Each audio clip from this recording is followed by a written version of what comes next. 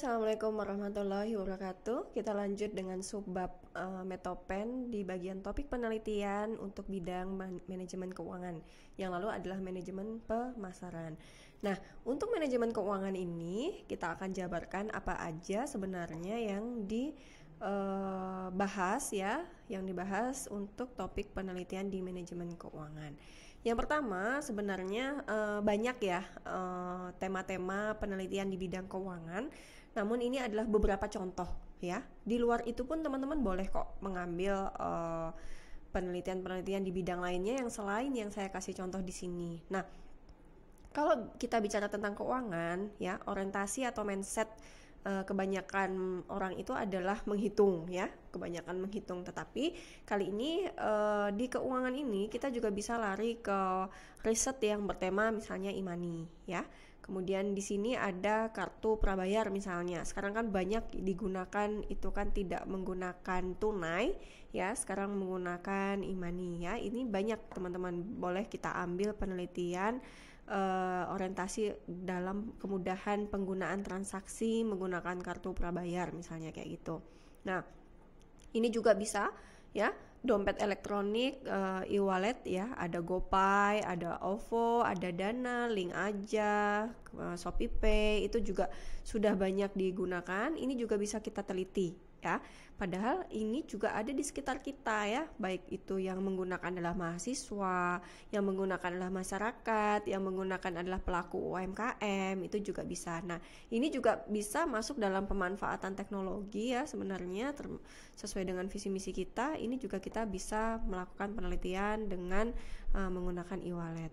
Kemudian di sini ya, yang tadi saya sudah sebutkan, kita bisa banyak yang menggunakan GoPay ya, karena GoPay itu fiturnya tidak hanya untuk transaksi pembayaran kita menggunakan GoPay ya, tetapi ini juga sudah banyak manfaatnya sampai untuk menggunakan transfer dana itu juga bisa. Kemudian di sini kita menggunakan ini salah satu contoh di perbankan ya, juga bisa menggunakan transaksi dengan e-cash di melalui handphone, itu juga kita bisa lakukan. Terus kemudian sekarang OVO, karena banyak sekarang pelayanan OVO di mana kita menggunakan OVO itu diskonnya banyak. Nah, itu juga menarik untuk masyarakat menggunakan OVO, sehingga di sini banyak penelitian juga yang mengarah ke penggunaan dompet elektronik seperti itu.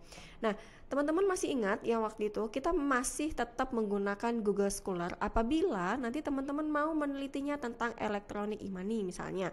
Nah, nanti tinggal di pencariannya menggunakan Google Scholar itu adalah kita menggunakan elektronik e-money misalnya, itu bahasa Inggrisnya. Kalau misalnya kita mau menggunakan dompet digital, dompet digital tinggal kita klik kata kuncinya dompet digital, sehingga nanti artikel yang mendukung tentang dompet digital akan keluar semua yang untuk penelitian teman-teman.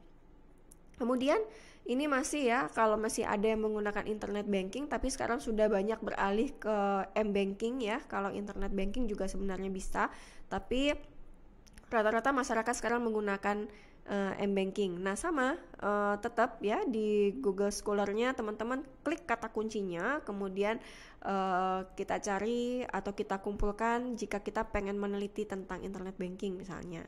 Nah, selain itu, di manajemen keuangan ini juga teman-teman bisa meneliti tentang literasi keuangan dan investasi misalnya. Nah, literasi keuangan dan investasi ini teman-teman kecenderungannya adalah meneliti tentang pengetahuan seseorang tentang bagaimana dia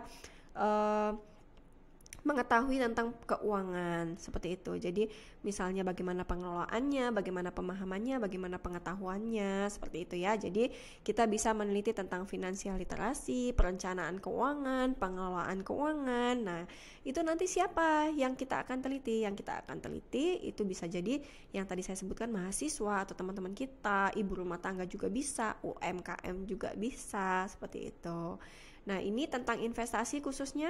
Ada juga penelitian di bidang investasi ini, keputusan investasi ya. Sekarang banyak banget investasi yang sedang berkembang, baik itu investasinya berupa saham atau investasinya berupa emas. Itu juga udah banyak diteliti, sehingga kalau kita mau meneliti di manajemen investasi itu juga larinya ke bagaimana minat investasi atau keputusan investasi ya, seperti itu. Nah, ini adalah contohnya, misalnya ya, kolaborasi antara antara perilaku keuangan ya. Jadi di sini tentang literasi keuangan, hedon, sikap keuangan itu berpengaruh terhadap perilaku keuangan. Nah, teman-teman, di sini juga ada keputusan investasi ya. Jadi tadi yang saya sampaikan, keuangan dan investasi tidak kecenderungan hanya untuk menghitung, tetapi lari ke perilakunya itu juga tidak masalah. Jadi bisa menjadi pilihan di dalam penelitian. Nah, di sini juga hasil penelitian mahasiswa STI Surakarta itu juga ada yang meneliti tentang keputusan berinvestasi di perguruan tinggi di Solo, seperti itu. Nah, ini juga masih berkaitan dengan investasi. Nah, itu mungkin teman-teman ya yang berkaitan dengan keuangan. Kita lanjut dengan topik selanjutnya. Terima kasih. Wassalamualaikum warahmatullahi wabarakatuh.